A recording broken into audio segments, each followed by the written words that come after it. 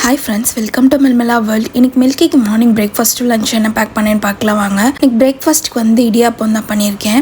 அதாவது இந்த இடியாப்பம் வந்து இடியாப்பம் அப்படின்னு விற்று போவாங்க பார்த்தீங்களா, இது வந்து அன்றைக்கி காலையில் சவுண்டு கேட்டுச்சு.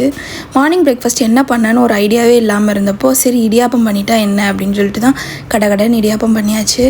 எப்போவுமே நீங்கள் இடியாப்பம் பண்ணும்போது கொஞ்சமாக சால்ட் போட்டு பண்ணிங்க, மாவில் போட்டு பனைஞ்சிங்கன்னா செம்ம டேஸ்ட்டாக இருக்கும்.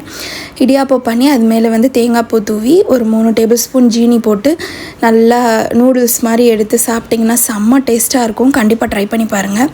அப்புறம் இன்றைக்கி லஞ்சுக்கு வந்து ஒயிட் ரைஸ் தான்.